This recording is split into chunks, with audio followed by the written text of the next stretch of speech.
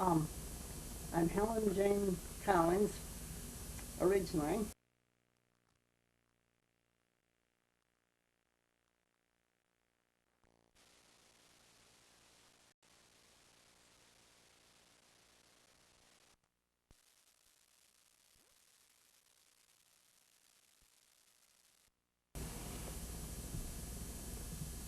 Well, I'm Helen Jane Collins, originally, and I was born August 2nd, 1912, and um, my father was Claude W. Collins, and my mother was Mabel Adelaide Allen, um, and I was the second child in the family. My older brother was, or my only brother was Alan Collins, Alan C. Collins, and then I had a sister, Ruth Adelaide Collins, and a sister, Katie Irene Collins, and she was born on Christmas Day of 1921. Oh yeah, and I was born in Hamlin Township of Eaton County, and that would be East Hamlin Township of Eaton County. Did I say when I was born? Mm-hmm. Yeah, no what? What, And of course, I always went to country school. Oh yes, and the Collinses had bought that place. My father's mother and father had bought that place in 1890. And then eventually, my dad bought the farm from them. And then he remodeled it quite a bit. uh-huh. And a lot of the things he did to remodel it wasn't what today we'd consider the best. But at that time, that's what looked best, you know. Oh yes, then my father had been married, and his first wife died of TB. And, but she died on that farm. And then after that, right soon after that, Howard Collins come there with his wife and two children. And his third child was born, or his fourth child was born there because his first child had died down in Washtenaw County. And then his wife died of TB. And then, of course, he gets married a second time and goes to a farm over near Belleville or off that way. I know where it is, but I can't think of what. It's not that far from Eaton Rapids, but I can't tell you where. What, you mean what road? Yeah.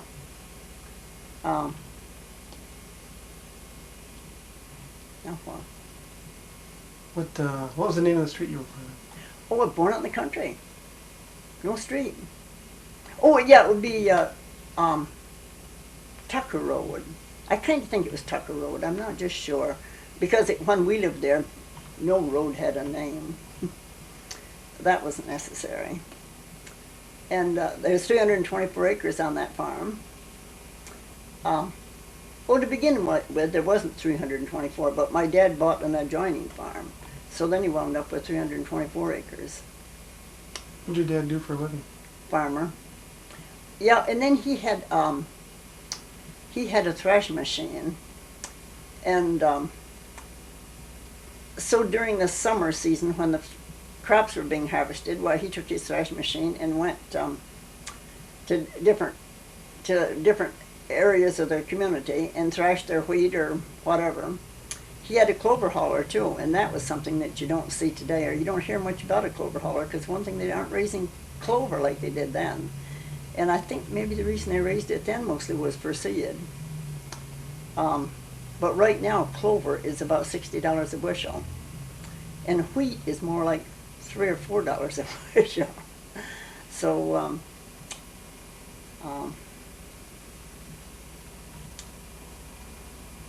and I remember the thrashers coming to our house, and of course you always fed your thrashers. So the housewife had a big job of getting a big meal for 12 or 14 people, depending how many people had come there to thrash that day.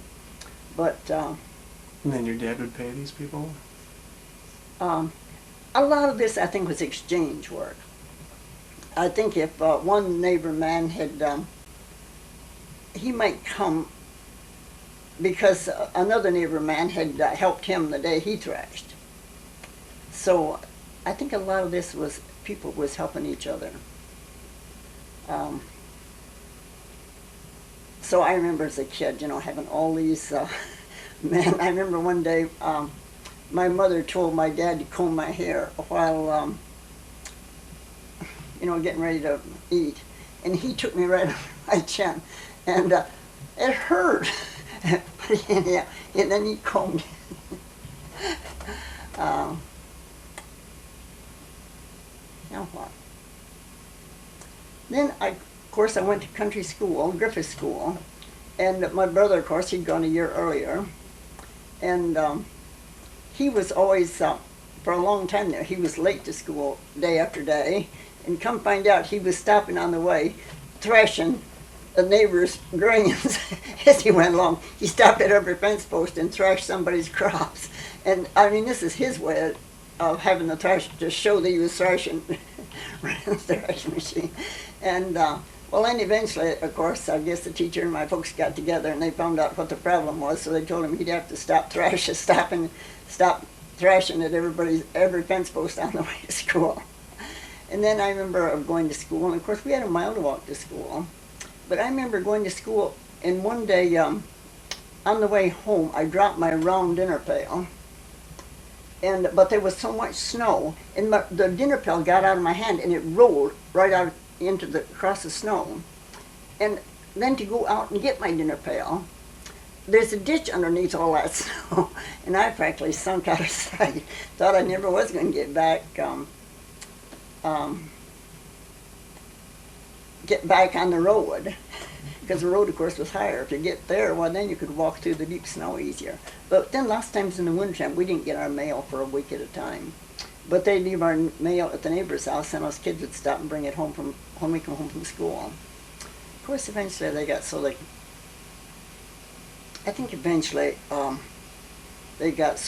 had that road cleaned out pretty good, and I think the mailman, but then a mailman come around with a Model T with side curtains on. How'd they clear the roads? How did they clear the roads? They had a scraper of some sort.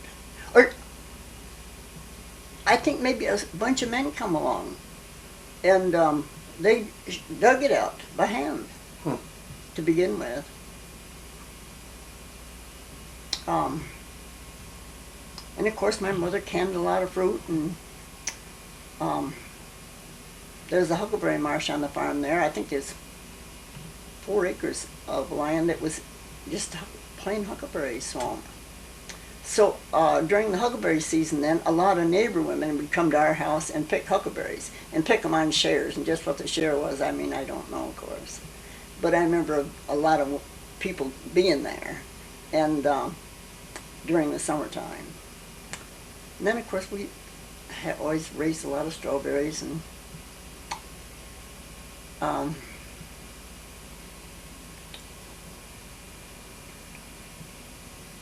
then, of course, being on a farm, we always had hired men, somebody there to help doing the plowing and harvesting. And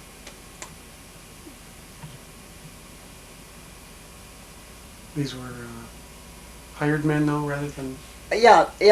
Some of these men come to our house and roomed and boarded, lived with our family, and ate all their meals with our family. And so your dad was a fairly successful farmer then, wasn't he? oh yeah. Well, then I remember my dad got his first automobile in 1916. And as I remember, or as I think back, I think it was a 1912 Model T. And I remember my mother's sister telling me once when I was about 5 years old that the neighbors just laughed at him because he drove so fast. Well, the truth of it is, he never, I don't think ever in his life did he drive 40 miles an hour. And with that Model T and the roads they had at that time, he certainly didn't drive more than 20 or 25. But after all, that's a lot faster than a horse and buggy goes. So that's why he was considered to be such a fast driver. We got our first radio, I think, in 1924. And of course, we had an antenna on top of the house. And then we could get music from Schenectady, New York, dinner music from Schenectady, New York, and that was always fun. And then we got music from a place in Chicago. Can't think of the name of the place, but I think today it's still a hotel, and it was at that time. It was a hotel, but we got dinner music from there, and that was about the time that the piece Valencia come out, and everybody loved Valencia. And when Katie was just maybe 2 years old, she could go with that piano, and she could play the Valencia with one finger. And so we thought that was pretty sharp. None of us older kids could do that. So we would ask every time somebody come, we'd be hollering, "Katie, go play the piano for them." Well, and she'd go in there, and no matter which key she started out on, she'd have to kind of go back and forth till she got her bearing as to and then so she played Valencia. One time she might start out on C, and another time she might start out on G. But anyhow, she was so cute. I mean, I loved her. Did your parents play the piano? Oh, my mother played the piano, yeah, and she'd taken music lessons when she was a kid. My dad never did, but my dad loved music. There's no question about that. And then at the time Katie was born, about that time they bought their first phonograph, and it was a Brunswick, and I could just barely look over the top of it. It was that tall. Stood in the corner of the piano, or in the parlor. Oh yes, and the man that brought the Brunswick phonograph there, he traded that.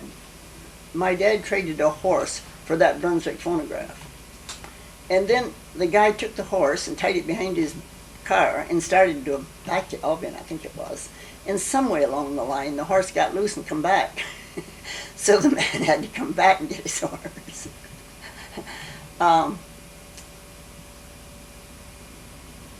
And then some of the pieces that we had, I know we had the piece, The Whistler and His Dog. Oh, I liked that. I thought that was sharp. And then we had The End of a Perfect Day, and Stars and Stripes Forever. And I remember one day there was a man and then eventually my dad had a sawmill. So again, there was a lot of people coming there bringing their logs to get them sawed up into boards. And but I remember one day one young fellow, he got his finger pinched, I think. And I think this was bad. This is a serious pinch. It wasn't just a little pinch. And so he spent the whole day laying on the couch in our house. And so my mother asked him, would he like it if I played the phonograph for him? Oh yeah, that would be fine. He'd like that. So I loved Stars and Stripes Forever. So I played it, and I played it again. And then I played it again, because after all, it was pretty. And finally, he told my mother, he says he couldn't take that anymore. He'd been in the Army in World War I, and he was down in Texas where they were unloading these, the veterans had died unloading their bodies there, and the band played Stars and Stripes Forever all day long while they was unloading those bodies. No, he couldn't take that piece one more time. So then I don't remember if I gave up playing the phonograph or if I played something else. I don't remember how that. But anyhow, to this day, I still feel sorry that I did it. But to me, it was beautiful, and I didn't know he had the had the feelings that he did towards you. Well, then my dad got a job sawing railroad ties for the New York Central Railroad. And so consequently, then every year he had to go to Detroit to make a new contract for how many railroad ties he would saw. But he was making the railroad ties right on your property? Yeah, right with on our sawmill. And but he'd have to go to Detroit to get this contract made out, because he'd take them then to Onondaga and unload them. And again, how many railroad ties did he send north out of Onondaga, and how many railroad ties did he send south out of Onondaga? And But then when we'd go down to Detroit, we'd go down, of course, in the Model T, and we always had to have we always carried a pail in the back seat on the floor with a strap tied to it, so that if you had to stop and get water for your car, which you did occasionally, you would have to dip. We would dip it out of some river, some bridge when we crossed some bridge, and we always carried a gallon kerosene can because you had to stop occasionally if you was traveling after dark and fill your tail light with kerosene. And well, then my mother had a step uncle that lived in Detroit, and so we would always go down and visit them and stay all night with them one night, and possibly 2 nights. I couldn't say for sure. And but one time down there, Detroit had installed their first red and green light, and I remember this uncle asking my dad, "Did you have any problems with this red and green light?" No, my dad, he caught on that when the light was red, you stopped, and when the light was green, everybody went.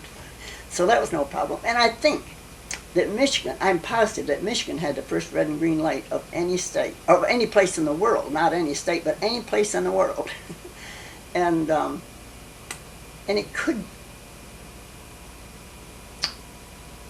but of course, again, you see, Michigan had the first cars too, or that is cars to sell, to have any amount of them.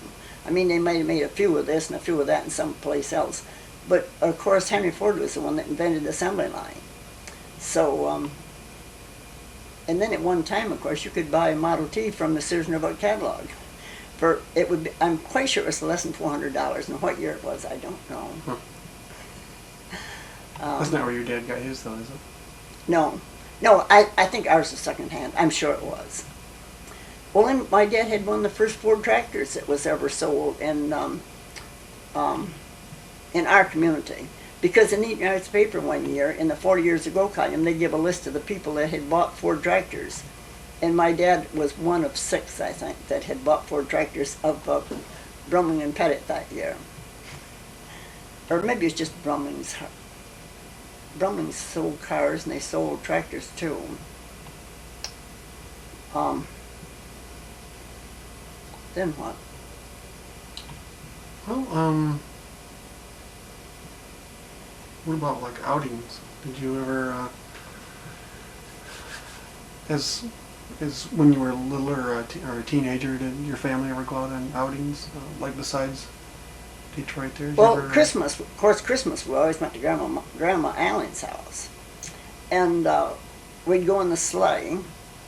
And so you put both sides up on the rack on the sleigh, because after all, this is the same rack that was on your wagon. And put the sides up, and then put blankets over the sides. So we us kids sat down in there where we couldn't see much of anything, only out the back of the sleigh, I guess. And my mother had 2 gray blankets, 2 gray shawls. They were shawls, and she'd wrap one around Ruth and one around me. And this is before Katie was born. And but she'd set us up on the kitchen table and wrap us in the shawl. And then they'd take Ruth out first, and I would just sit there and scream. I was afraid they was going to go away, go on and go to Grandma's and not take me. And then, but they always come back and got me. Well, that's good. And then when we got to Grandma's house, she always had a Christmas tree. But I remember this one particular Christmas, she gave each one of us girls got a lot of doll clothes off the Christmas tree. And oh, they were so pretty. And but we didn't have any doll. Well, then after the Christmas tree was all divided up and everything off of that, then she told me to go in the bedroom and get that towel off of her bed. And I went in there and lifted the towel off of her bed, and here was 2 dolls. Just the right size for all of our doll clothes. And we had everything. And we also had the doll bed. We had everything. So, and of course we had a big dinner and got our shawls wrapped around us and went home. And it wasn't, but they lived in the west side of Hamlin Township. So that probably was about a 5-mile drive over to their house, I would say. I remember one time during World War I, it come a Saturday night, and I think um, is I remember we would have gone to town that night to buy groceries. We would have gone in the car. And but we had a bath and had our clean clothes on, and we was all ready to go out of the house. And just about that time, you got the gentle ring. And the gentle ring was, I mean, your own private line might be one long ring, one short, or two long rings and a short.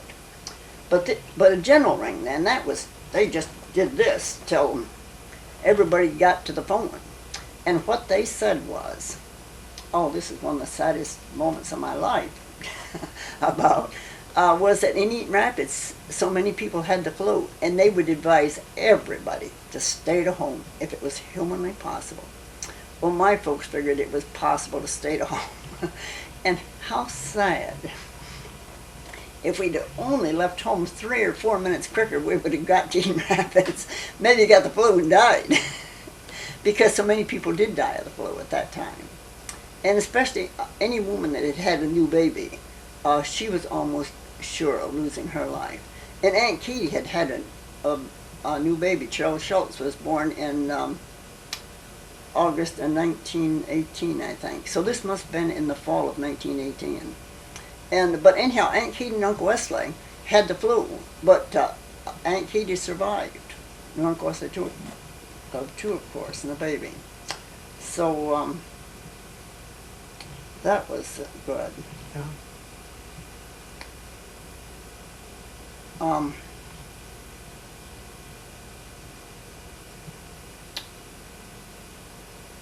Then, of course, when you got through country school, well, let me think, what happened in country school that was exciting? Of course, at country school, somebody had to go to one of the neighbors and get a pail of water every day. And, of course, everybody, and brought it back to the school so we'd have water to drink that day.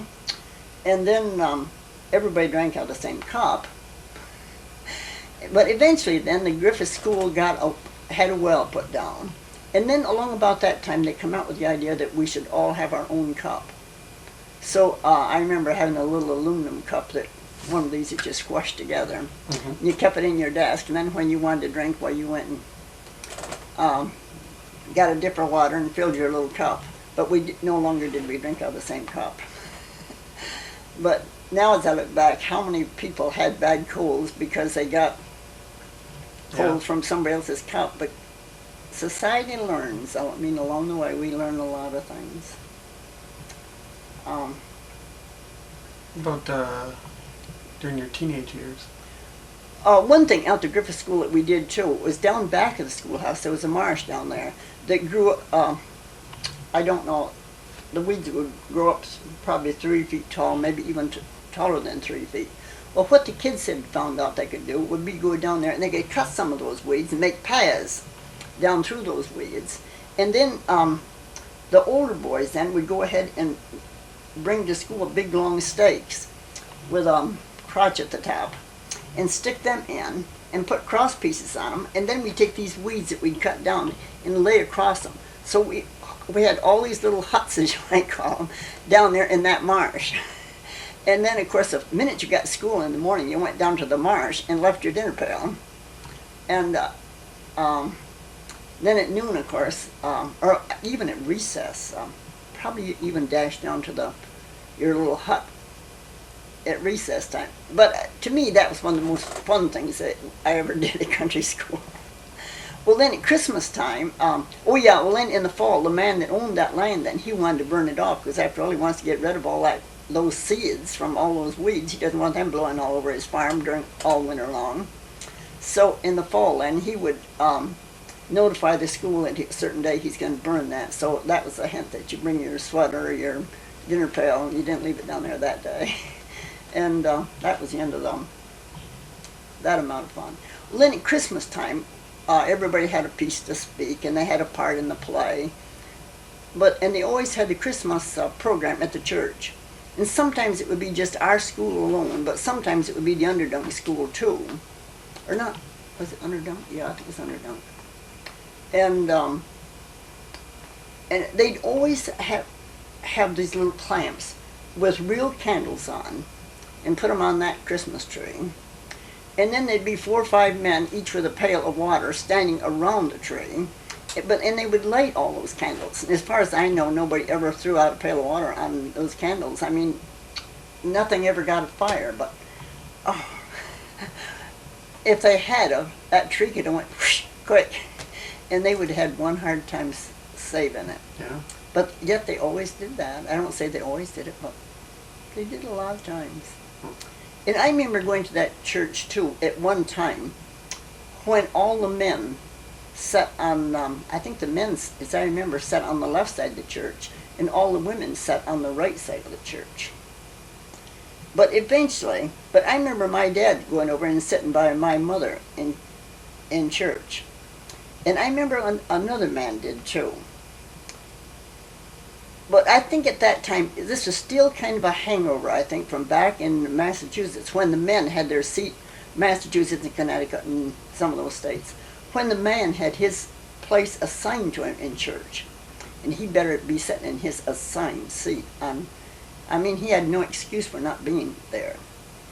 And the women sat in the back of the church or sat up in the balcony. And I think this is still a hangover from that, where men was really more important to the church than the women was.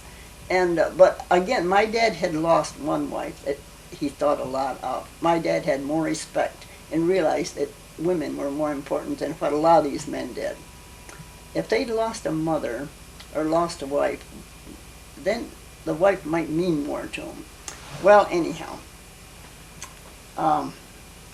that's what we did at Christmas time. Valentine's Day, everybody made Valentines for every kid in school, and put them in the Valentine box. And then sometime in the afternoon, somebody read off all the names. And of course, if there's 20 kids in the school, you probably got 20 Valentines.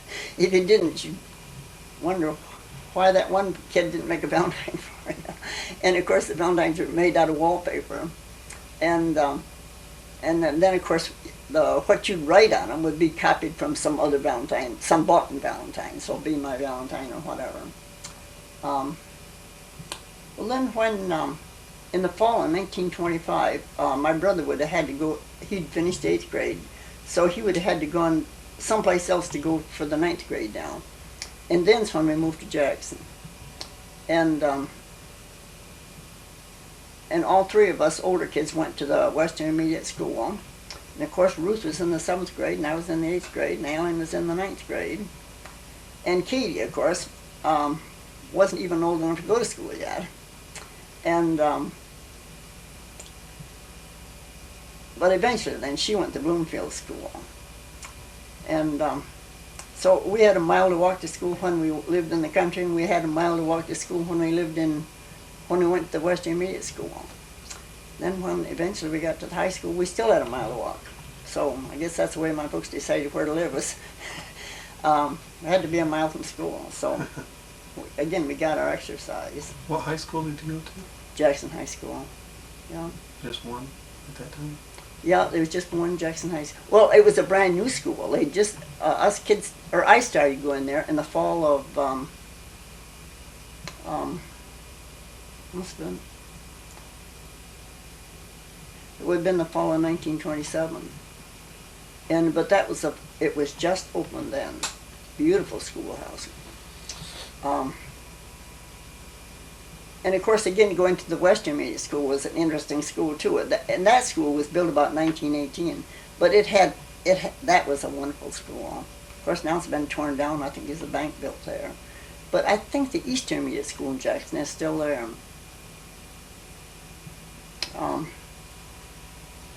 Yeah, and when going back to country school, going to country school there was the first time I ever saw a picture of St. Basil's Church in Red Square in Russia.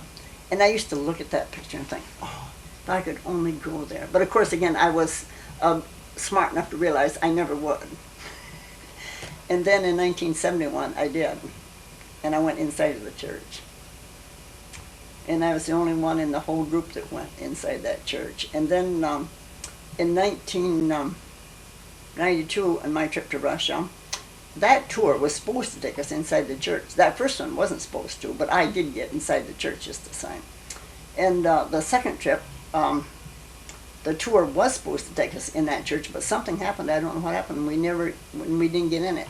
So out of 2 tours, I'm the only one out of two tours that got inside that church. But to me, that meant a lot. To me, that was that church was so fascinating. And I took pictures inside and outside and so on. Well, eventually, let me think. Alan dropped out of school. He never did graduate, and I should have graduated in 1930, but I didn't until 1931. And but every night after school I worked. Every night after school I worked. So again, I had a lot of different experiences than what most kids would have had. Most kids went home to the same house every night and ate at the same table every night, but I didn't. I ate here one night and there some other night. Doing what? Taking care of their kids and doing housework. Oh, I see. So is that something you had to do or you wanted to? well, it was a case of we didn't have all that much money, and if you had a hole in your shoe, you could put a fresh cardboard in it every day. But me doing that, I didn't have to have a fresh cardboard. I had a new pair of shoes when I need them. I made $3, or for one family, I worked there better than a year to the same house every day, and then I got $3 a week. And but if I needed new shoes, if I wanted a pound of candy, I got that, which is too bad. I mean, somebody should have told me that. But at that time, nobody paid any attention. If you wanted to buy a pound of candy and eat it for lunch every day, that was. Had your dad fallen on hard times? No, I think that my dad never. I don't know. I think back now. I think one thing. I think he was a person that had always done things for himself, and for him to go someplace and apply for a job, I think that was. And people that worked for other people, well, they wasn't all that bright. And so I think that that's partly it. And then again, he was 39 years old when I was born, so he was 14 years, I think, older than my mother. I think my mother was 25 when I was born. But, he did some work. I mean, he went back out to farm and worked a lot of the year. In one year, Howard Allen put in 100 acres of wheat out there at the farm. And that was along 1929, 1930, along in there someplace. Well, then they put a big ditch a drainage ditch through that community, and the biggest share of that ditch was on our farm, and that made the taxes on that something like $900. And no way could anybody pay that. So that farm was sold eventually for taxes, back taxes.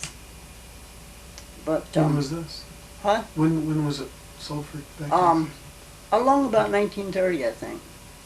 And then the Depression come along there in 1929. And so again, the whole world was, or I don't say the whole world, but the whole United States had a lot of problems because there was so many people that wasn't working. So your parents were still living there when it was No, sold? no, we was living in Jackson. Oh, I see. Yeah, we was living in Jackson because he would go back out there at the farm and farm. Well, then during the summertime, we'd go out there, maybe like on a Friday night, go out there. And there's always some old beds that was still there. I mean, there's always something still there. So we could, and the wood cook stove, of course, so I mean, you always could go back, and kerosene lamps. And because we never did have electric lights out the farm. So, So this place you moved to in Jackson, was that another farm?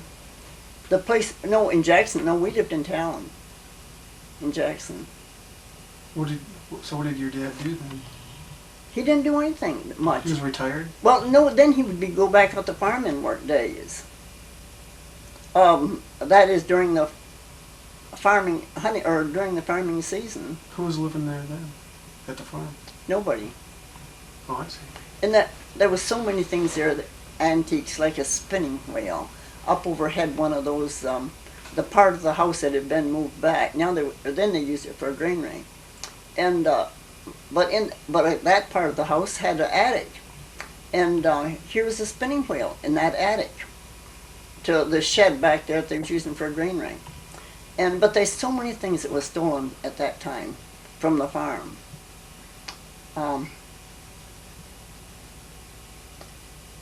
Which was sad. I mean, and as I think back now, they should, when they moved to Jackson, there's a lot of this stuff that they should have taken with them. I mean, it seemed like they should realize. But of course, at the time they moved to Jackson, people wasn't into antiques so much then. But there was so much of that stuff. There was a cot there that it would have been like a Jenny Lind bed. Only it wasn't only maybe 2 feet wide. It wasn't really a bed. It was more of a cot, but it was a Jenny Lind, the same little pattern that they always used on Jenny Lind furniture. Yeah, there was so many things that was taken from the farm. So what was the reason that you moved to Jackson? So Alan could go on and go to school. Oh, I see. And then he didn't go only about 2 years, I think. Or he finished the 9th grade and started the 10th grade, but I don't think he ever finished the 10th grade. Yeah, it's too bad. I mean, if people had the, if they'd had the foresight instead of the hindsight, it could have helped them a lot, but that's the way it goes. Well, then Alan got a job delivering papers, of course, and he delivered the Detroit Free Press early in the morning every day. Well, then I remember my dad would take Katie and take her with him someplace. And one day he'd taken her out to Bennecook Lake because he had a house out there that he'd rented. And now he wasn't renting, or the people had moved out. So he went out there then to pick up trash or something that they'd left out there. And when we was eating supper that night, Katie said, Pa run over, I'm not sure if she said 2 turkeys or 2 ducks or what the word was. But anyhow, my dad says, shh, don't tell, keep still now. So she didn't say anything more, but so we just figured evidently he'd run over something and kill something. Well, the truth of it is, Katie figured that any animal that was dead had been run over. And what he had, the man that had lived in the house out there to Bennecook Lake, had been a little amateur taxidermist. And he'd taken 2 sandhill cranes and done whatever the taxidermist does to birds like that. And then, but when he moved then, he didn't want them, so he just left them there. So my dad picked him up and brought him home. So Katie figured that my dad must have run over him because I wasn't alive. So he must have run over. Well, then he brought him home, and he put one out behind the house the next morning. And when my brother come home from peddling the paper, as he come up on the side porch, he could look out there and see this sandhill crane. And it was kind of marshy out there anyhow, out the tail end of our lot. And so he thought, oh my gosh, he can run out there and catch that sandhill crane. So he went out there and threw his Detroit Free Press bag over the animal's head, and he broke the neck off, broke the neck. And but eventually then, I mean somebody passing it back on again, eventually us kids would take those 2 sandhill cranes out in the front yard and stand them out there, and we'd be playing out there in the front yard, maybe have our dolls out there or something, you know. And of course, cars going by would see those sandhill cranes, and they would just move just enough in the breeze to make them look like they was really alive. But the folks realized they couldn't leave us out there because all of a sudden you'd hear squeak, squeak, somebody's brakes says, everybody's trying to stop and see the sandhill cranes. the tame ones that we were playing with. Well, they were stuffed ones. We wasn't even playing with them. We just had them stood out there just for looks. So, but all the while I was in high school, I never went to a football game. I took care of somebody's kids, and somebody else went to a football game. But so again, as far as feel bad about that, or no, because I don't know anything about football anyhow, so I really don't feel bad about it. And Jackson got 4th place in the state in football or basketball or something, but again, I don't even know what it was. I don't remember. Only about that time did you start having boyfriends and No, whatnot? no, because when you work every night after school, you don't get out with that crowd. And you don't get around. And then I think, too, that I was tall. I was 5'6", And boys don't mature as fast as what girls do. So at the time I graduated from high school, I was still taller than a lot of boys. But within a year or two after I graduated from high school, I could go back to Jackson. And some boy would say hello to me and start talking to me. It would take me a few minutes to think who he was, and now he was 18 inches taller than I was. So, yeah, I can see that the short girl in school is the one that is the one. But then when you get out in the world, I think the President of the United States, I think almost every President of the United States that has ever got to be president was taller than his opponent. And I can't think now which president it was that wouldn't have he was going to, what's the word, when two presidents get together, or two men that are running for president get together and talk? Was it Debate. Carter? Huh? Debate? Yeah, there's going to debate, that's it. And I forgot now which president it was, but he wouldn't have his stand put close to the other man's stand, because then people would see who's the tallest. And I kind of think Carter was one of them. And I don't know if Carter was the tallest or the shortest, but yeah, it's too bad that so much of society has, so many of these things have played a part in society.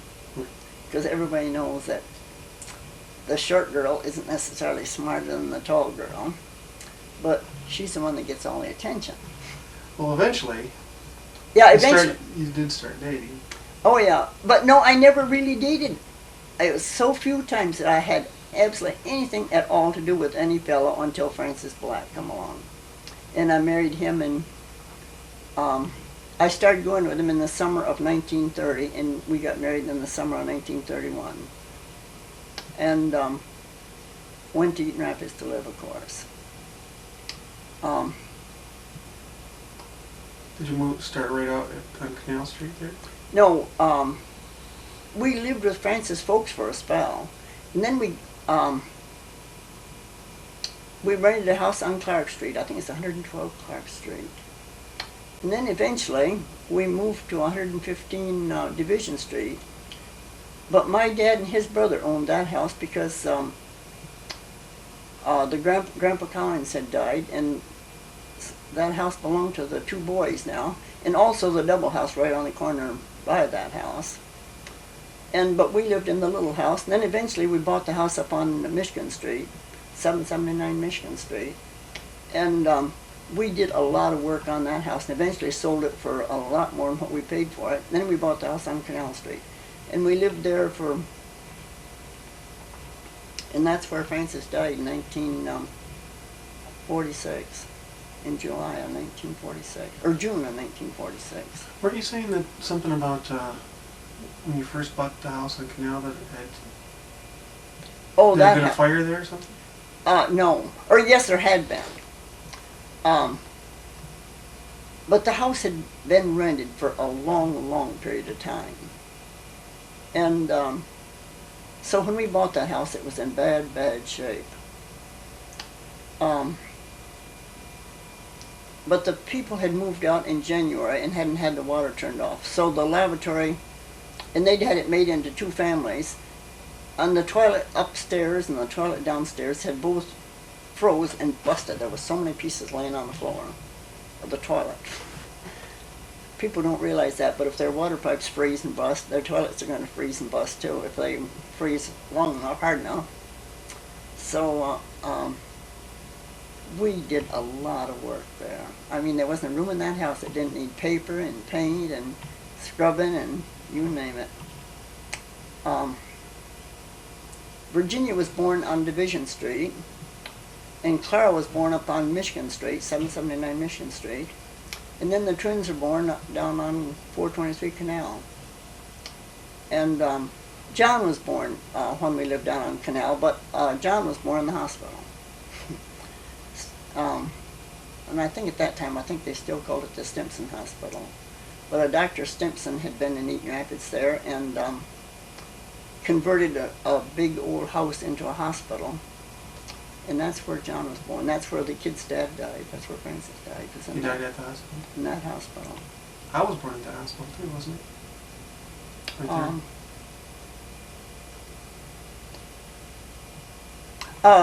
Yes. Yeah. Amy was born in Lansing. And to tell the truth, I'm not sure what hospital she was born in. I can't think. But one day at work down at the shop, the head boss in our building came down and said, call your son-in-law when you get a chance. Or call him at noon, I guess he said. And I says, which one? He says, well, how in the hell do I know which one? So then, but seeing as Clara lived in in Lansing, it would be easier to call her, so I called her. And of course, when Ormond answered the phone, he says, it's a girl. And so, of course, that night I went home and told Virginia, and I guess she probably knew it in the meantime, I don't know. But anyhow, so Amy was born before 12, or Amy was born after 12, one day, and Perry was born the next day after 12, or before 12, so that you're less than 24 hours difference in your ages. However, I had two, and it didn't take me only 9 minutes to have two. And I did it all alone. I didn't have to have somebody to have another baby to help. So, So you were married in 31, you said? yeah, in July 25th, 1931. And Virginia was born the next year? Virginia was born in October 6th of 1932. And Clara was born January 8th of 1935. The twins are born the January 25th of 1938. And John was born February 15th of 1945. And the kid's dad died, I'm not real sure, was it June 27th or July 27th? June 27th of 1946. So when the kid's dad died, I had my hands full. Well, before we get to that, what did he do? He worked for... He worked the Olds. And I don't know as I know it, but he was not 18 years old. He lied his age in order to get into the Oldsmobile to work. And he'd worked there 17 years and better. Before you got married? Before he died. Oh, I see. So, so when you and him first met, he was working there? Yeah. But again, they used to get laid off. They might be laid off for 8 months. And of course, then unemployment was unheard of. In fact,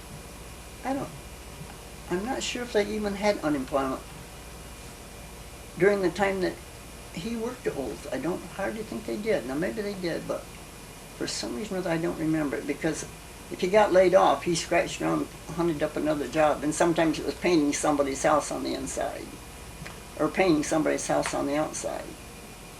Well, he worked there before the unions. No, they had the union then, but there's a lot that the union hadn't got through then at that time.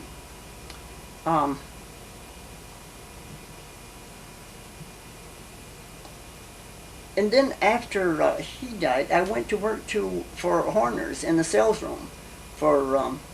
I went there in October, and I think I worked there till February. I was supposed to go there and work just before Christmas. But then after Christmas, I still stayed and worked for while they take their yearly records and count up their yearly stuff. Can't think. Inventory. I stayed there for their inventory, and I think I stayed there all of January and part of February. And then I was home for a spell, and then I went to work to Marie's Style Shop. And I worked there for almost 3 years.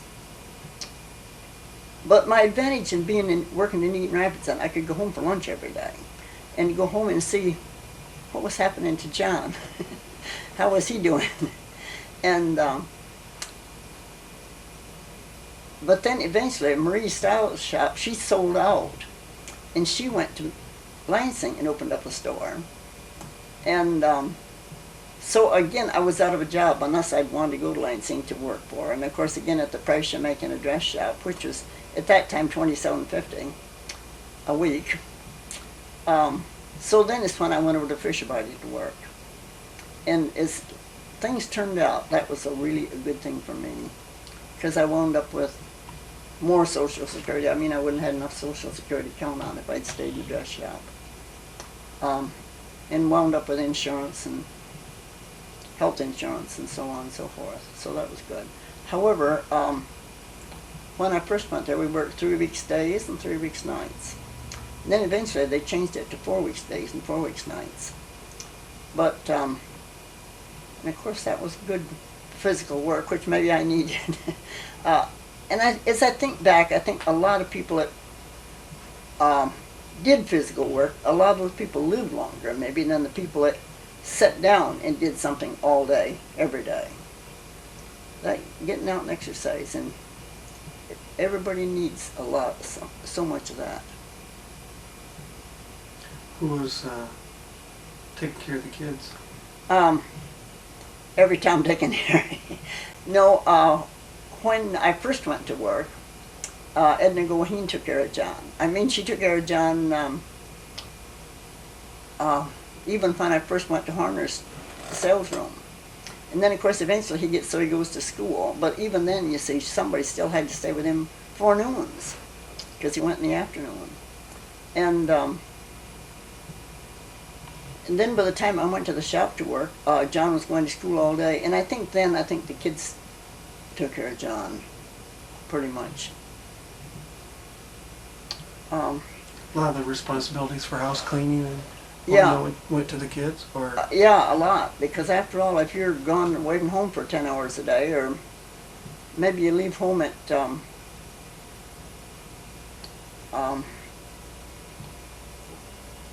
no matter which shift you're working, if you work 8 hours, you're probably would be gone from home pretty close to 10 hours.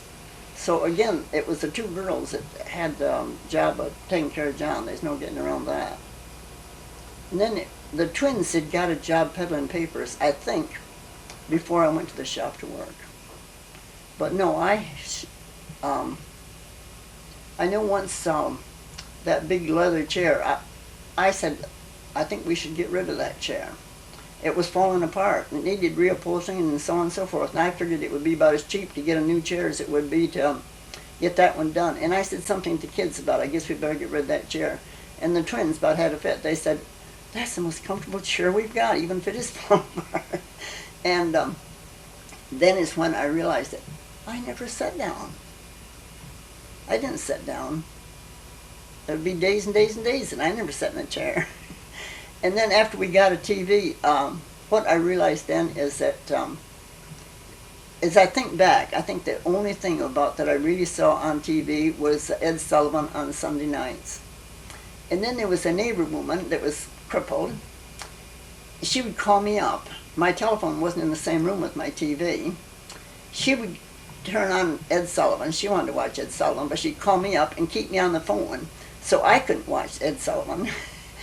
And then she'd tell me what was going on the Ed Sullivan program. And that's the only program I wanted to see. Of course, what I should have done is to take the receiver off the hook.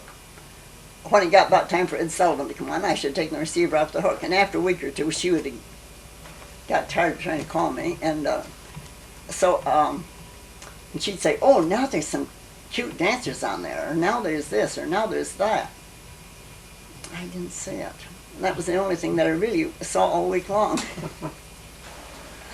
What did Francis do at Oldsmobile? He just worked on He the was a line? receiving clerk. And so when the stock come in, he worked at a desk pretty much. When stock come in, he checked to see if it was there and marked it off on the paper that a certain parts had been received.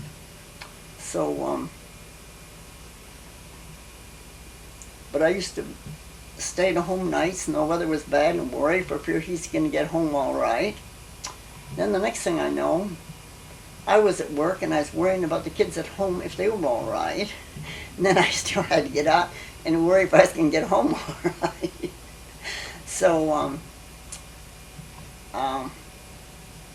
Yeah, a lot of things happened that I could never hope to.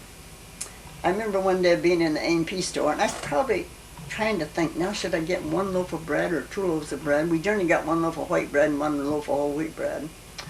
But then there'd be that one day that we didn't need the white bread, or we didn't need the whole wheat, or we needed two white and or what. Now I was standing there trying to think, which do I need today?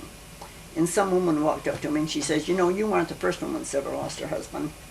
So I realized then, when I go in the A&P store or go out in public, I've got to get a little smile on my face so that people won't think I'm standing around mourning my husband's death all the time.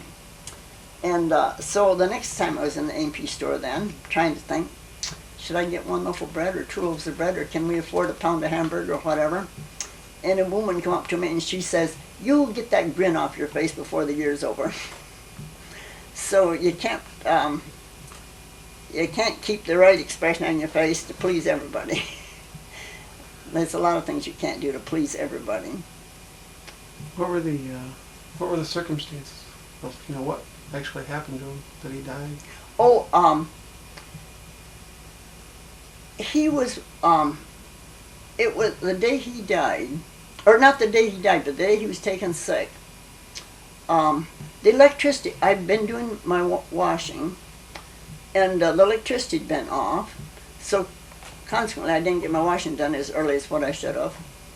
But anyhow, the kids come home from school and ate their lunch. We all sat together and ate our lunch, and then after that he'd been washing the side of the house, getting ready to paint it. But he got a lot of soapy water on the dining room window there, on that big plate glass window. And he said, I'm just going to take a rag and wipe it off. I says, oh, forget it. I says, that's got to be washed, because there's soapy water all over that big window, So he just opened the door and leaned around and took his handkerchief and wiped it on the window. And to prove to me that just wiping the window, the dirty window with a clean rag would be okay. Well, anyhow, then the electricity come back on, and I finished the washing, and I went out to hang up some clothes. And when I come back in, I packed his lunch before I went outdoors to hang up that batch of clothes. And when I come back in, he had filled his thermos bottle and put it in his dinner pail, and it was sitting there on the kitchen shelf. Well, then all of a sudden, this guy that's going to take him to work that day, they took turns driving, peeped his horn for him to come out. And he wasn't in sight anyplace.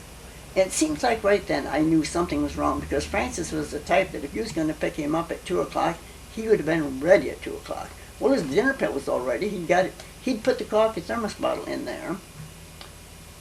And so I said to one of the girls, run down to his sister Florence. She'd had an operation, and I thought possibly he'd gone down to her house to visit with her for a few minutes before I went to work, and didn't realize. But that wouldn't have been like him to not be home. He might have gone down to visit her, but he would have been home. And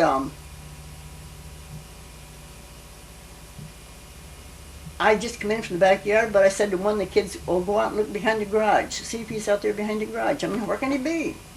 And I went upstairs, and he was laying on the bathroom floor, and right then I knew something was desperately wrong with him. Well, he'd had a stroke, that's what he'd had. So I called down to Virginia, and I says, call the doctor and tell him to come quick. And he did. You know how they always say, well, the day you call the fire department, they don't come, and they don't come, they don't come. But that doctor did come quick. And he gave him a shot, and I don't know if it'd be a pain shot or just what, right then. And then he and I carried him out and put him on the front porch on the bed. And he never really come to after that. Well, then the next morning, they took him to the hospital. And the next day after that, he died. So his death was a complete surprise. Here he was all ready to go to work with his dinner pail packed one day, and 2 days later, he's dead. So that is, if there's going to be a death in the family, a sudden death, in a good many ways is nice. He never had to worry 1 minute how the family was going to get along without him. Because he never, I mean, he lost consciousness so quick that he didn't realize he's going to die. What was going through your mind at the time? I don't know. I don't know. Katie come out and stayed with me for a month. I remember that. But that was it was a shock to everybody. In the Eaton Rapids paper, of course, Thursday's the day they publish it, and they had found out that he wasn't expected to live the afternoon through, so they didn't publish the paper until, or they didn't, I don't know how they published it, if they make each page separate or what, but they didn't publish that Eaton Rapids paper until after he died, and then, so his obituary was in the paper.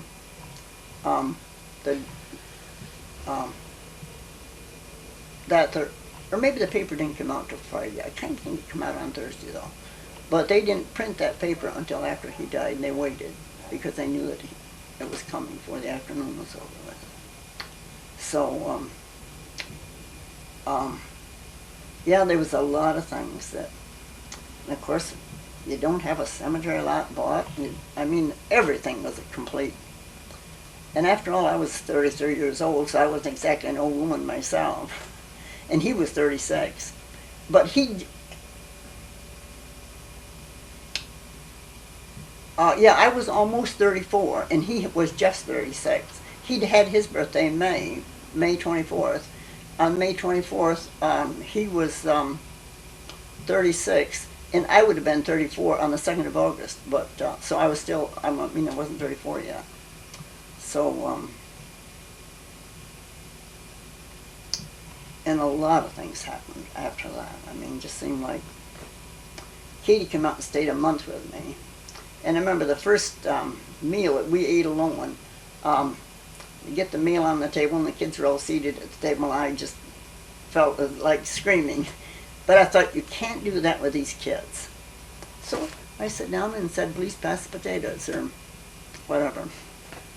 How'd the kids take it on? I think the kids, I don't know. Of course, again, I was just thinking from from meal to meal. Yeah, I think the kids took it pretty good. I know when John was a little kid, one day he saw Stuart go by, and Stuart was the undertaker. And John said, Stuart just went by, so now we can go up to the cemetery and get Daddy. I mean, that was that's how much he knew. So, as if Stuart was sitting up at the cemetery, guarding the cemetery. I mean, yeah, I think at that time, I think a lot of people felt, well, forget it. Your husband's died, so just forget it. But what a lot of people didn't know is after you lived with anybody for 15 years, almost 15 years, we hadn't been married 15 years, but almost, and had 5 kids, you don't just forget somebody, whether it's your mother or your child or what. You don't just forget. But, and then again, at that time, I think they never talked about him. I think other people never talked about him again. And sometimes I felt like telling people, he didn't go to prison. He died. You know what I mean? If he'd gone to prison, then you might be embarrassed for the fact that he'd committed some crime and gone to prison. And then I could see how you might not want to ever mention his name to somebody. Embarrass him.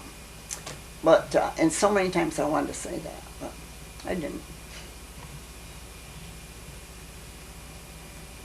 So here I had a car that I didn't hardly know how to drive it. I mean, I had a driver's license and I had driven, but not enough to feel free to drive, So, and at first I thought, well, get rid of the car.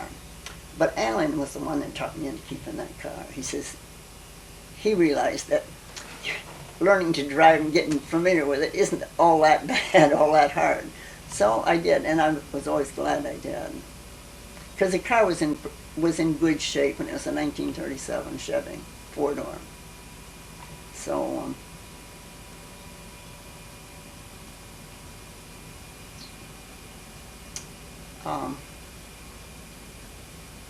So he's buried right there in Eaton Rapids, isn't he? Oh yeah, yeah. What a cemetery lot there. On the south side of town? The cemetery, yeah, it's Eaton Rapids Cemetery, but I can't think what the name of it is. It's got a name, but can't tell you what it is. Well, where exactly is it? I know I was there, I've been there when I was a little kid, but I haven't seen that cemetery in years. Well, you go in towards the mausoleum there, and it's a street right in front of the mausoleum, and he's buried on the right. Go to the right. And there's a big family, it's a family tombstone, and it's got the entrance to a church on it. And of course it says Blatt. And there's the little headstones. On what road? Well, the cemetery is on, Lord, I don't know, it isn't Hall Street. It's the next street over from Hall Street, I think. And then you can go right straight through that cemetery into the Helen Township Cemetery. But, and of course I've got a lot of relation buried in the Helen Township Cemetery. And I've got a lot of relation buried there in the city cemetery. And of course there's a lot of the Blatts buried, or some of the Blatts are buried there in the city cemetery. But their lot isn't close to my lot at all. Francis' mother and father are buried there, and his sister's buried there, and his brother and wife are buried there. And then, of course, a lot of my relation are buried in that cemetery. Well, my mother and father are. And when did they die? My dad died in 1943, July 5th, 1943. And my mother died, I think it's the 29th of January of 1960 or 61. Katie died October 1st of, I think she died in 1961, and I think that my mother died in 1960, because my mother died first. Or maybe she died in 59, and Katie died in 60, I'm not just sure. Katie was 39 years old.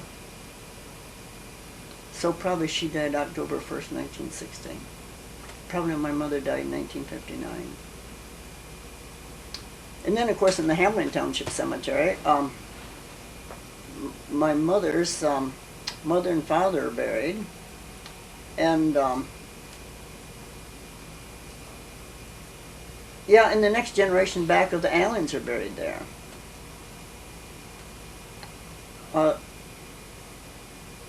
Because the Allens, you see, had lived there quite a few generations. They come there to Eaton County in, I think, about 1835. So, of course, there was a lot of them. I mean, they would be aunts and uncles to me, to my mother.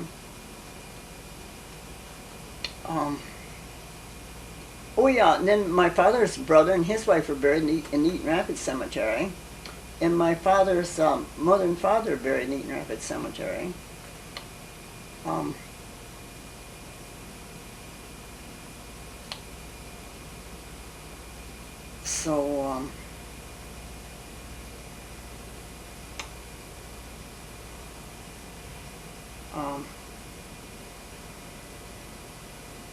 Yeah, Eaton Rapids has got a lot of history that's history to my family. Mm-hmm. Do you have any, well, I don't know, things you can think of when the kids were still little before Francis died? Family outings or silly things that the kids did when they were babies, or yeah, real quick, I can't think of anything especially, but yeah, there's a lot of funny things. I remember Virginia once asking me if they had roads when I was a child.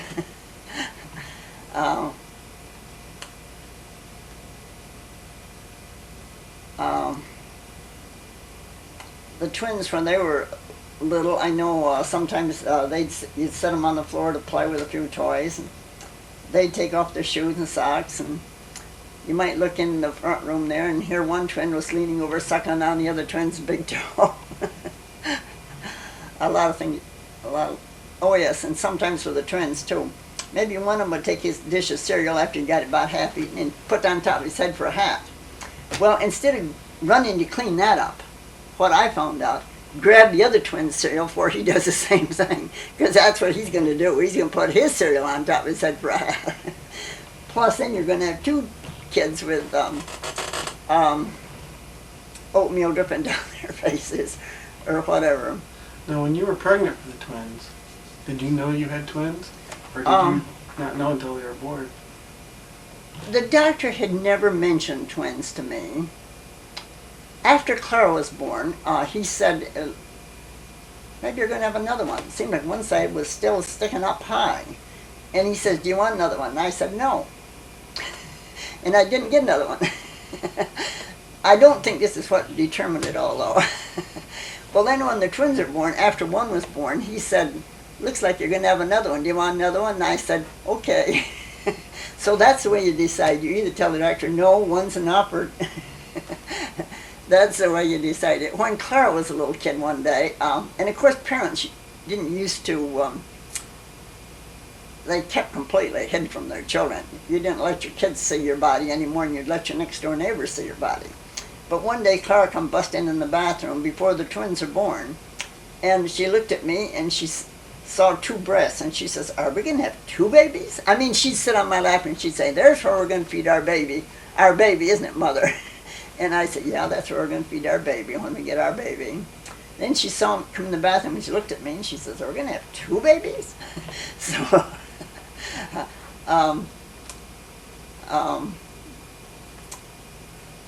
but anyhow, little kids are cute. They think of little crazy things to say. Any special things you did in Christmas time? Or suppose you went out and got the Christmas tree. Yeah, I always told Francis, don't get too big a Christmas tree. Because if you haven't got all that many decorations, they look like you got quite a lot of decorations if your tree isn't that big. Well, he didn't. But however, he always got one tall enough, so he had to saw off about 2 feet in order to get it in the house. To get it in, set it up in the living room. So I don't need to tell you, our tree was always darn near 9 foot tall. We had 9 foot ceilings in that house, and so our tree was always that tall. And Sam Levinson, he was a character on the TV, and what he said was, when he was a kid, the parents made all the decisions. Your wallpaper in your bedroom was picked out by the parents. The child's clothes were always picked out by the parents.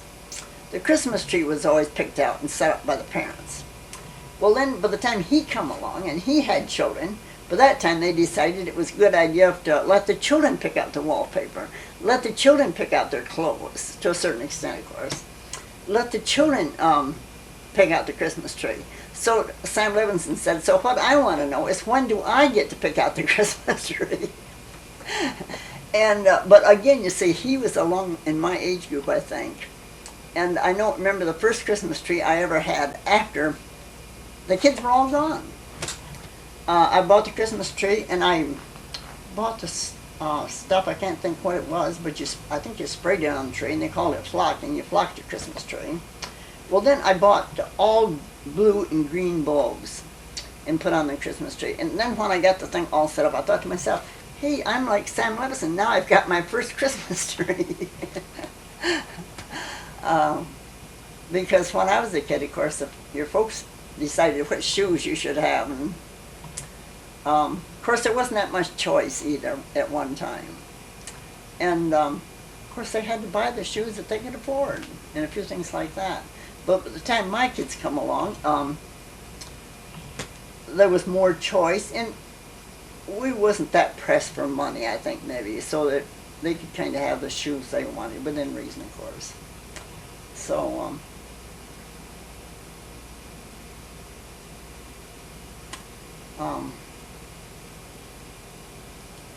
and I went to work one day. The twins, they had a spell there of doing a little fist fighting along at age 13 or 14 or something like that when I was working at the shop. And I said, well, if I come in someday with black eyes, don't be surprised. It's just because I stepped between the twins. Oh, they'd fight each other? Yeah, they'd fight each other. But however, I never got the black eyes, so I guess it worked out all right. However, some of the women that worked the shop did come in with black eyes. And one woman every now and then, I mean, but what they've said is that some people feel as if they deserve it. If they get it, they feel as if they deserve it. And maybe she did. I mean, I don't know. She was a quiet woman at the shop, so she should have got a brick and went after him. And I don't remember of anybody at the shop ever arguing with that girl or having a fight with that girl, so I can't believe that she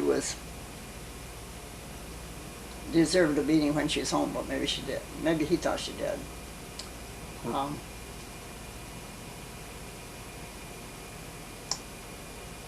Remember any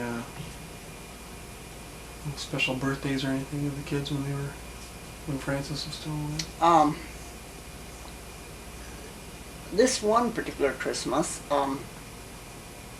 I'd seen this cake plate, a round plate, and you could turn it and wind it up, and then it would play Happy Birthday. But that Christmas, Francis gave me, I think it was a $20 bill, and I felt, now I can afford to be extravagant. And I went down to Lieberman's and I bought this wind-up cake plate.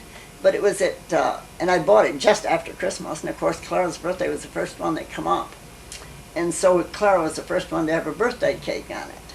But Francis always said that plate said Happy Birthday, Clara. So, and I still got the cake plate, but yeah, that was a cute cake plate. Still got it. Still plays. After how many years? 40 years? It's got to be 40. Oh yeah, more than 40 years.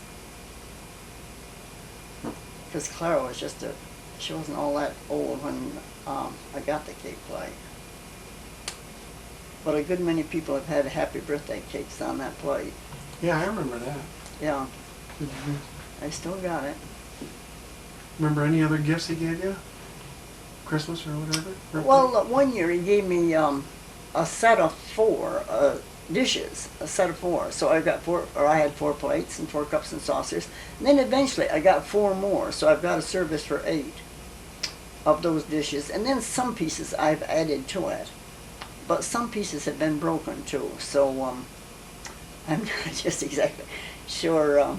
But no, I've still got 8 plates and cups and saucers, I'm sure, because at one time I could go back and get them replaced. Of course, nowadays, no such thing as going back and get them replaced. Were these the farm scenes with the pigs? No, they're flowers. But they're pretty.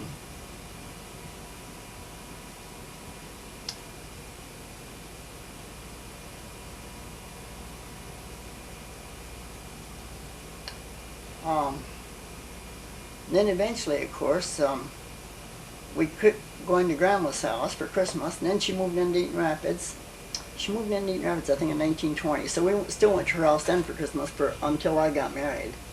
And but then eventually, of course, Grandma got to the point where she couldn't have the gang there for Christmas. So then we started going to Jackson to my mother's house for Christmas. And so anyhow. When did you start having the Christmas there in Canal Street? Was this after the kids got older? Or? Probably along about the time that my mother got to the point where she couldn't have them at her house anymore. But we've had a lot of Christmases in that house. And a good many years we'd have the Blatt side of the house there either the Sunday before or Sunday after Christmas or Christmas, and then have my folks there the opposite time. But no, that house has had a lot of get-togethers in it. After the grandkids were born, Yeah. some of my favorite memories of Christmases are at that house. Yeah.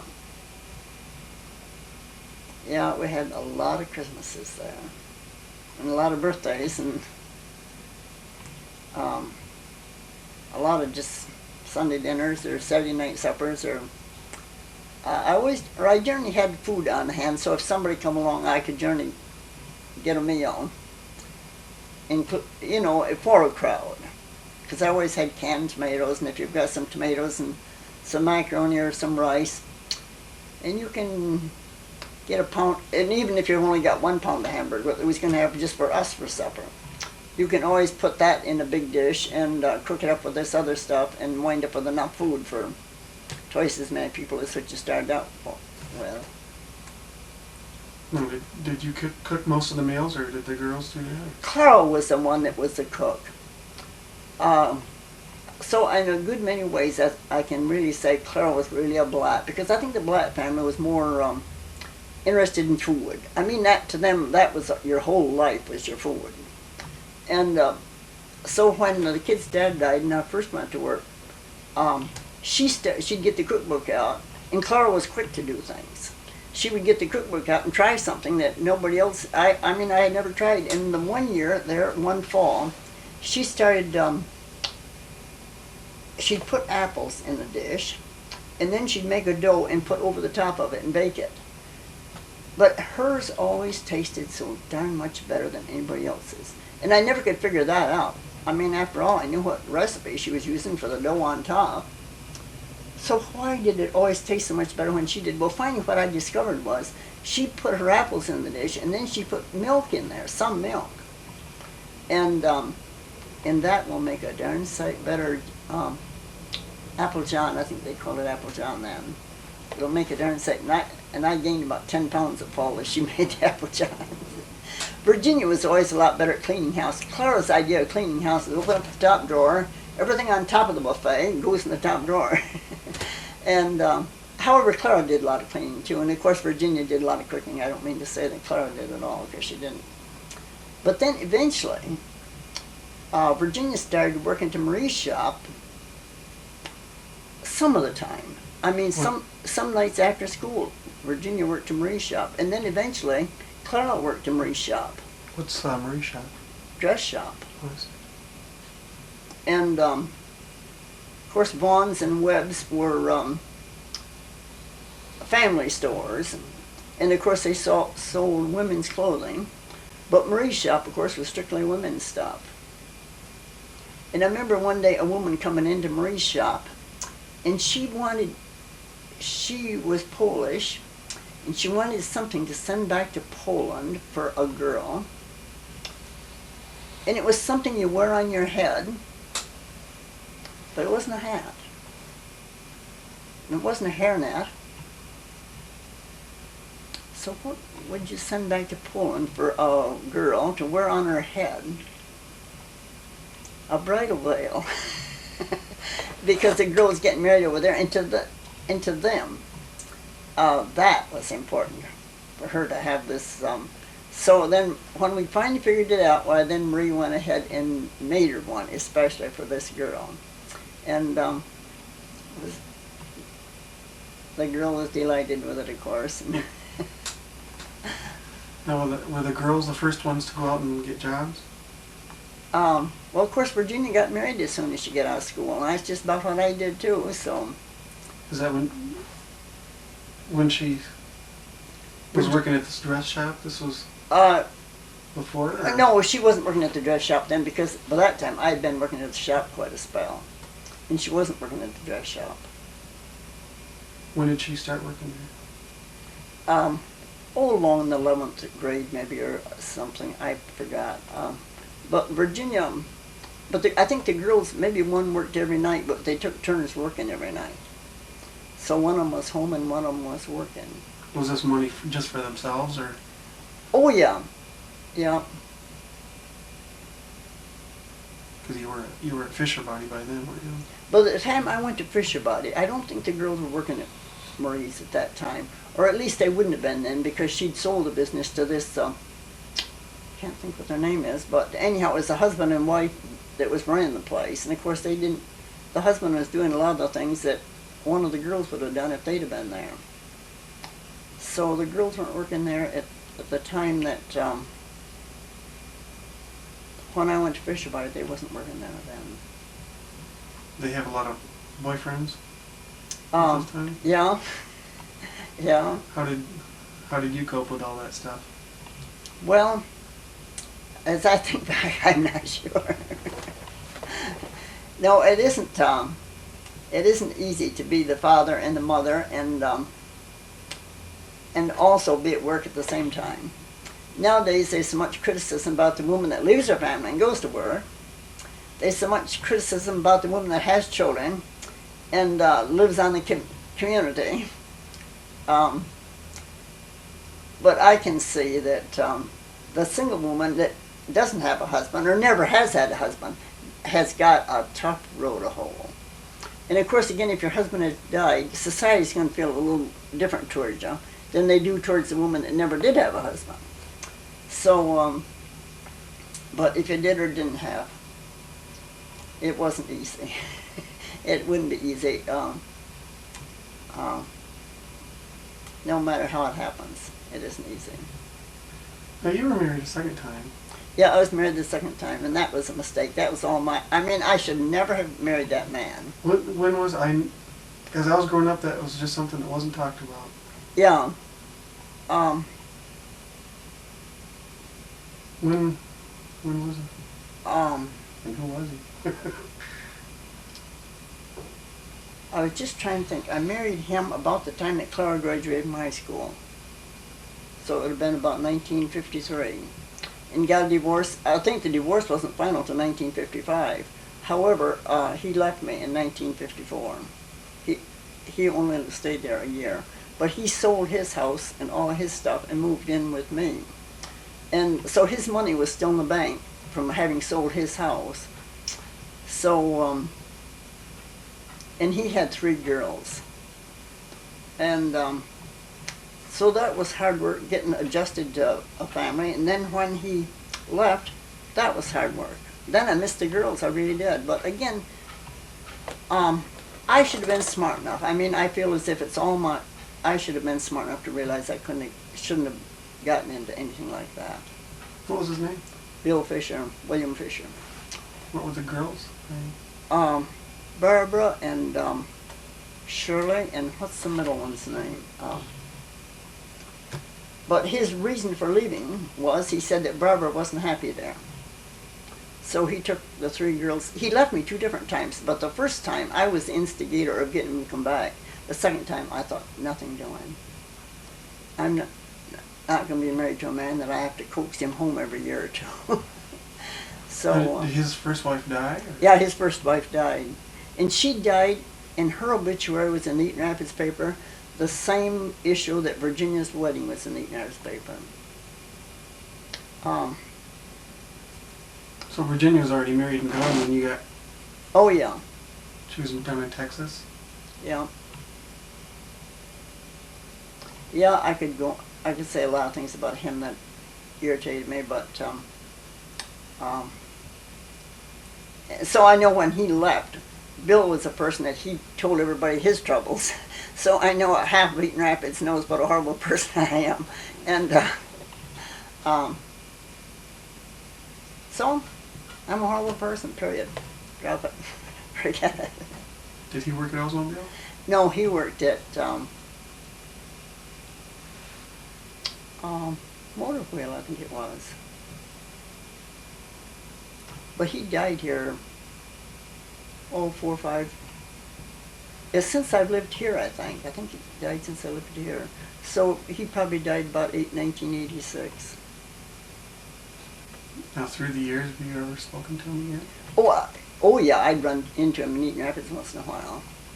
But I never stood and had any conversation with him. How about the girls? I don't see the girls have grown up and moved away from Eaton Rapids. One girl was living down in Virginia, and I never see the girls. But of course, again, I wouldn't recognize them because that youngest girl, she was only about 3 years old or 2 years old at the time we got married. I think she died at the time her mother was born, or at the time she died at the time she was. Her mother died at the time she was born. And what is that middle girl's name? I should remember what her name is. Shirley was the little girl, and Barbara was the older girl. Yeah, Eaton Rapids is in a good many ways, Eaton Rapids is a pain in the neck to live in. I'm not kidding you. But one day, we was in my car, and we went to Foot and Custer's oil station garage, and what I said was I didn't need alcohol in my radiator because I had permanent stuff in there. And Bill was so positive I did. I mean, he was always 2 years behind in a lot of ways. And that I said, no, I didn't need it in there. And he insisted I did. So we pulled in there, and finally I thought, drain the radiator, I don't care. Well, go ahead and dump out all my good stuff and put in whatever he approves of. Well, anyhow, the fellow there putting custers, he knew what I had in my radiator, because, and finally I said, you might as well drain it all out. And he says, I'm going to test it first. And then he tested it, and he says, wow, you're already, I forgot what, but way above the,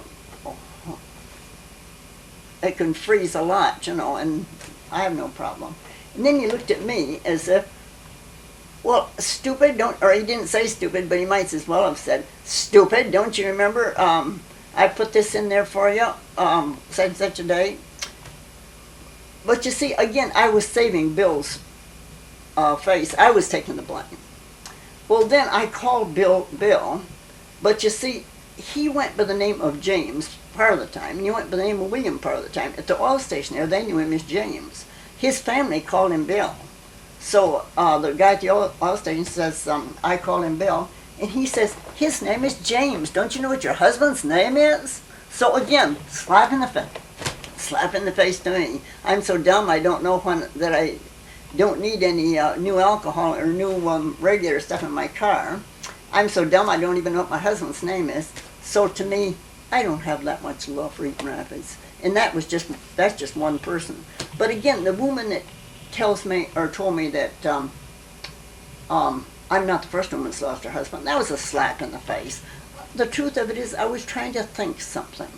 Well, then the next time I went in there, I tried to get a smile on my face while I made the decision as to what I needed. And of course, this was in the days when you went and stood at the counter and told the clerk that you want a loaf of white bread, you want a loaf of brown bread, you want a loaf or a jar of salad dressing, and you told her what kind of salad dressing you want, what size jar you want. And but again, you see that woman, well, you wipe that grin off your face before the year's over. So again, people used to say, and Eaton Rapids, I think, was especially bad on that. I think they was terribly bad on that. I don't remember I went to Jackson High School and I worked for all these different places, but I don't remember of any woman ever telling me that I had a run in my hose, that my slip was showing, that I had a little more rouge on this side of the face than I did on this side of the face. But yet in Eaton Rapids, I couldn't go to church, but some woman told me, you've got a run in your hose, or the seam in your stocking is crooked. And I think that maybe they thought they was being helpful. But after all, if you're all ready to walk into the church on Sunday morning, you've got a runner in your hose, what are you supposed to do? Of course, if you've got a crooked seam, you can stand back there and try to stand back behind somebody and straighten it. But again, what I realize now is, why didn't I say something sharp or snotty or whatever word you want to use to some of these people and let them realize how stupid they was? If you are already walking to church and now you've got to run your hose, what are you supposed to do? Go home? Or is going home and getting your socks straight, is that more important, or is going to church more important? But you see, and why those women did that, I don't know. I still wonder to this day. Well, then Horner's asked me to come, if I would come there to work. So evidently they didn't think I looked all that not put together. Or they wouldn't have asked me. And then the store in Eaton Rapids that sells the most expensive clothes, a lot of people would never go inside and shop because they would never buy anything that expensive. When they asked me to come there, evidently Marie thought I didn't look all that bad. And I don't remember of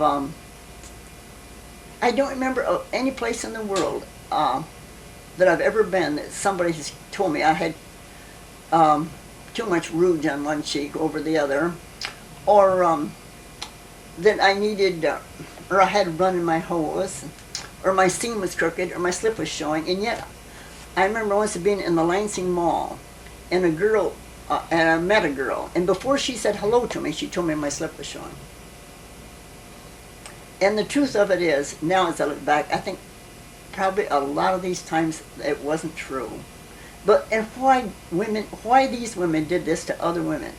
Or was it just to me they did it? And of course, when I went to Fisher Body to work, that was a terrible mistake, because at that time women hadn't worn slacks that long. And I remember so many women saying to me, "You don't wear slacks to work, do you?" Well, if they'd see that when you get down there you have to lean over and do this or lean over and do that, you're a lot more covered up with slacks than you would be with a dress on. I mean, if all those girls that worked at Fisher Body had been wearing dresses, a lot of those poor men would have never been able to do their jobs. They would have been down on the floor trying to see what they could see. No, I don't mean that, because as far as I'm concerned, I have no complaints. And nowadays you hear so much about this harassment, how these women are harassed. But working at Fisher Body and working there almost 23 years, there isn't once that I can say that company ever harassed me.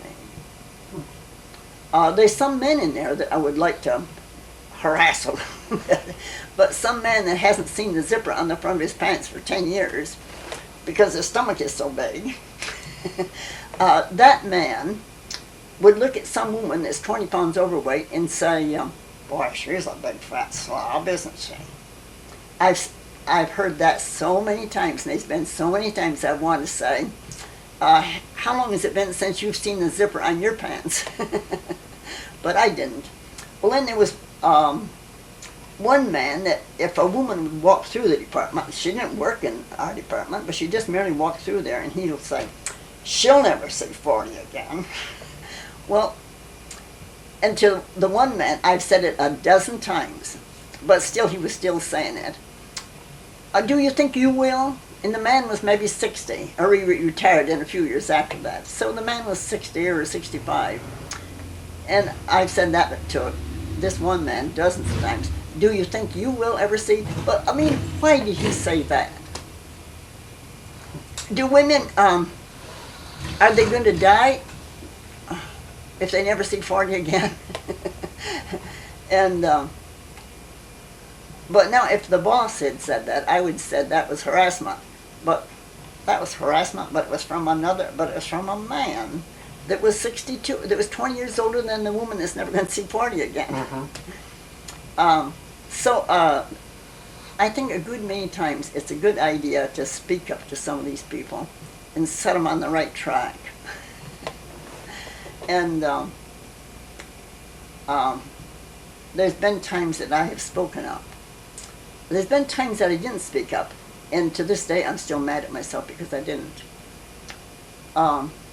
But once over at Eaton Rapids, there's at the Baptist church that was, this one day this woman was in church, and she had some long black hair sticking out of her chin. And at that time, the women's magazines all said, "Don't pull those hairs out, because if you do, then 2 hairs will grow in." So again, but of course again, she could have taken the shears and trimmed them, cut them off, but she didn't. But I remember one day, this woman was in church. I didn't know what her name was then, and I still don't know what her name was.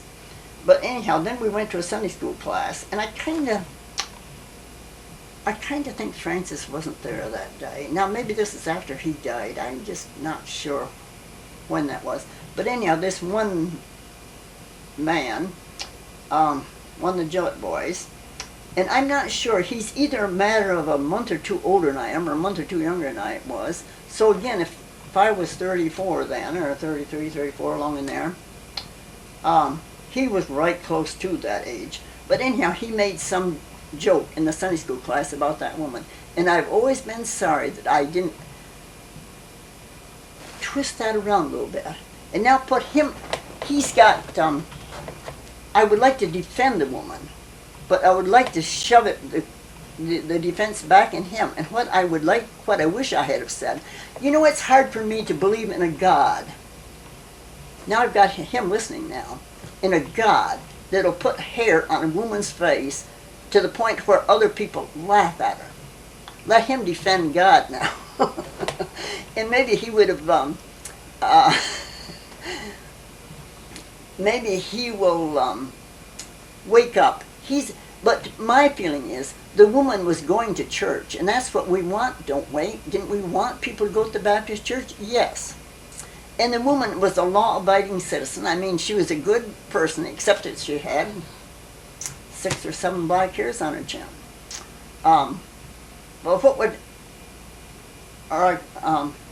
to me, no, I think I'd like to twist it around, make him defend God now. Why is God so damn mean to women? To some women. And let him defend, and then I could have said then, but she does go to church, and that's what we really want, don't we? Yeah. But again, but you see, again, now this Deke Miller, that I didn't even know my husband's name, and I didn't know what my radiator needed filling or not. He didn't care if he hurt my feelings either time. And he should have been smart enough to realize that if I called him Bill, evidently I wasn't probably the only one that called him Bill. But again, this fellow, you see, but I think Eaton Rapids is the town where they want to tear the women down. I really do. Well then, when we went over and had the papers, we made our final payment on that house on Division Street, or not Division Street, but